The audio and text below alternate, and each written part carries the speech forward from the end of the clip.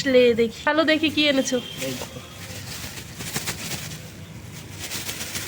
ও আজকে বোয়া। চলো তোমাদের সাথে আজকে একটা দুর্দান্ত স্বাদের বোয়াল মাছের রেসিপি শেয়ার করব।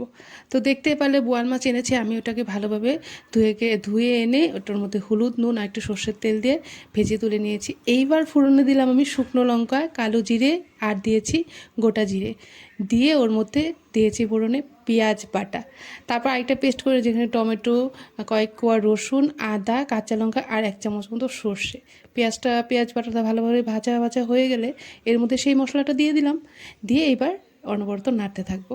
তারপর এর মধ্যে হলুদের গুঁড়ো, তারপর দিয়ে দিব আমি এখানে একটুখানি নুন, তারপর দেবো ধনে গুঁড়ো, জিরে গুঁড়ো কিন্তু আর দিব না, আর লঙ্কার গুঁড়ো দিয়ে ভালোভাবে এবার কষিয়ে নেব যত অবধি তেলটা না ছেড়ে আসে। তো দেখতেই পারলে তেল কিন্তু একদম ছেড়ে এসেছে। এইবার এর মধ্যে দিয়ে দেবো পরিমাণ মতো জল, খুব একটা জল দিব না, অল্প জলই দেব, দিয়ে ভালোভাবে জাল করে নিব। জাল হয়ে গেলে মাছটা দিয়ে দেবো। সত্যি কথা, এইভাবে বোয়াল মাছ একবার রান্না করে খেয়ে দেখো, খেতে দুর্দান্ত হয়। তারপর দিয়ে দেবো কয়েকটা চেরা কাঁচা লঙ্কা, দিয়ে জাল হয়ে গেলে এবার কিন্তু নামিয়ে নিব। এইবার এটা গরম গরম ভাতের সাথে যে কি দারুণ লাগে এই রেসিপিটা, যে তোমাদের আমি কী বলবো, একবার অবশ্যই কিন্তু ট্রাই করে দেখো। আসি তাহলে।